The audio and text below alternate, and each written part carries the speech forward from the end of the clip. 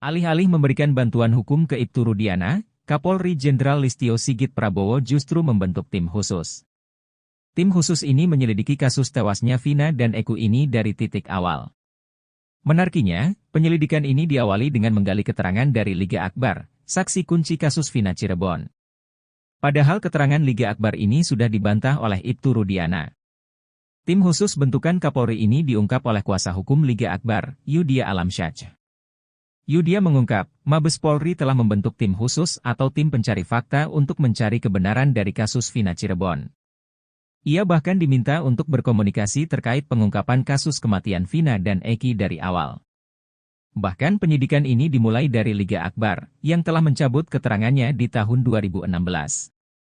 Pintu masuknya dari Liga Akbar, kata Yudia Alamsyah dikutip dari Tribun Jabar, Sabtu, 3 Agustus 2024. Selama hampir 1 bulan ini, kata dia, tim khusus tersebut telah menggali keterangan dari Liga Akbar. Bahkan saksi-saksi yang menguatkan keterangan Liga Akbar juga turut diperiksa oleh Mabes Polri.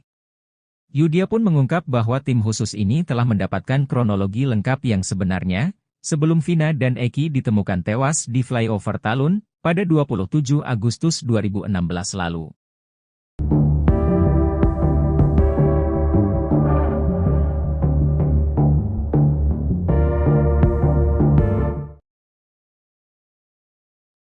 Rekaman CCTV di tempat kejadian perkara tewasnya Vina dan Eki akhirnya diungkap. Hal ini diungkap Ibtu Rudiana, ayah Muhammad Rizky Rudiana alias Eki yang mengaku telah melihat isi CCTV tersebut. Saat itu, Ibtu Rudiana bersama penyidik menelusuri sejumlah bukti pada lokasi kejadian termasuk keberadaan CCTV yang mengarah ke flyover Talun.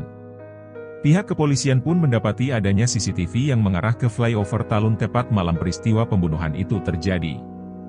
Namun, Ibtu Rudiana mengungkap isi CCTV kasus Vina tidak jelas. Kata Kapolsek Kapetakan Cirebon ini, CCTV tersebut tidak merekam ke arah jembatan Talun, melainkan ke perumahan yang berada di dekat lokasi kejadian. Kendati begitu, pihak kepolisian tidak membongkar CCTV tersebut sebagai bukti kuat pada kasus kematian Vina dan Eki di Cirebon. Diketahui, Vina adalah gadis 16 tahun asal kampung Samadikun, Kecamatan Kejaksan, Kota Cirebon, Jawa Barat, yang tewas bersama kekasihnya, Eki, di Jalan Raya Talu, Kecamatan Talun, Kabupaten Cirebon, Jawa Barat pada Sabtu 27 Agustus 2016. Keduanya disebut menjadi korban penganiayaan geng motor. Sebelumnya, CCTV kasus Vina ramai diperbincangkan setelah terungkap bahwa anak buah Ibtu Rudiana, Bribka Gugum Gumilar mengakui telah membuka isinya. Pengakuan itu tertuang dari hasil putusan sidang kasus Vina Cirebon 2017 silam. Banyak kecurigaan bahwa CCTV merekam kejadian yang dialami Eki dan Vina pada Sabtu 27 Agustus 2016 silam. CCTV kasus Vina semakin ramai diperbincangkan setelah terungkap bahwa anak buah Ibtu Rudiana, Bribka Gugum Gumilar mengakui telah membuka isinya. Pengakuan itu tertuang dari hasil putusan sidang kasus Vina Cirebon 2017 silam. Seperti diketahui, kasus pembunuhan Vina dan Eki di Cirebon pada Sabtu 27 Agustus 2016 silam itu sudah berproses hukum. Ada 8 pemuda yang ditangkap dan kemudian divonis hingga menjalani pidana penjara. Mereka adalah Rivaldi Aditya Wardana, Eko Ramdhani, Hadi Saputra, Eka Sandi, Jaya, Supriyanto, Sudirman, Saka Tatal. Seluruhnya divonis penjara seumur hidup kecuali Saka Tatal yang hanya divonis 8 tahun penjara karena saat peristiwa masih usia anak, dan sudah bebas sejak 2020. Ibtu Rudiana kini jadi sorotan lantaran yang melaporkan para terpidana hingga divonis seumur hidup. Selain itu para terpidana dihukum berdasarkan kesaksian AF dan DD.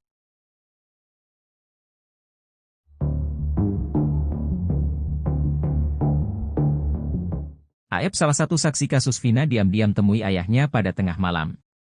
Pertemuan ayah dan anak ini berlangsung di Lembur Pakuan, rumah milik mantan Bupati Purwakarta, Dedi Mulyadi. Dedi Mulyadi mengatakan, saat pertemuan Rudi Pelor dan AF, dirinya sedang tidak ada di rumah.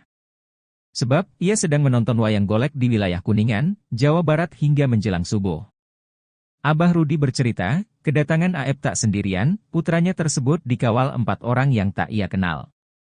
4 orang itu pengacaranya, AF, sempat telepon saya juga, kata Deddy Mulyadi dikutip dari YouTube Kang Deddy Mulyadi Channel. Rudy Pelor mengaku tak bisa leluasa berbicara dengan putranya lantaran selalu dikawal 4 pengacaranya. Gimana mau saling curhat, kita duduk ngerendeng, yang satu di samping saya, yang satu di samping Aep, ujarnya. Ia menyebut, 4 orang yang mengawal Aep itu 3 wanita dan seorang laki-laki. Ia pun kesal lantaran sulit berbicara dari hati ke hati dengan Aep.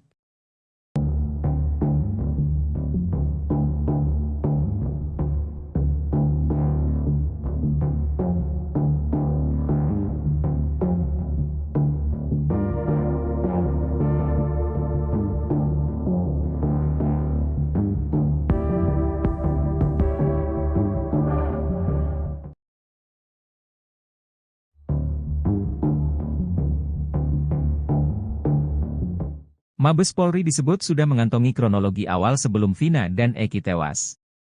Kronologi itu berupa kejadian sebelum Vina dan Eki ditemukan tewas di flyover Talun pada tanggal 27 Agustus 2024.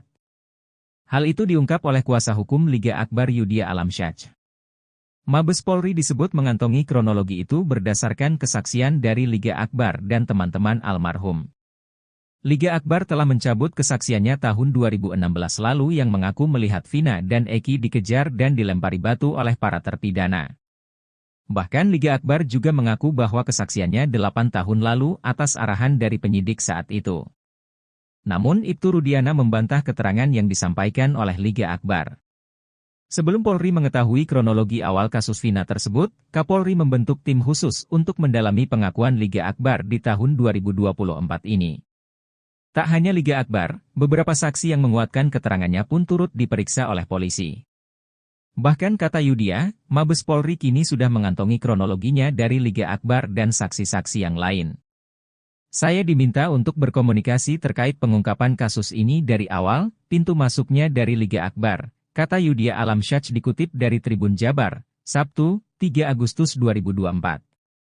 Selama hampir 1 bulan ini, kata dia, tim khusus tersebut telah menggali keterangan dari Liga Akbar. Bahkan saksi-saksi yang menguatkan keterangan Liga Akbar juga turut diperiksa oleh Mabes Polri. Aksi kunci kasus Vina Cirebon, Aep akhirnya bertemu dengan ayahnya, Rudy. Saat bertemu dengan sang ayah di Lembur Pakuan, Aep sempat mengurai keinginan.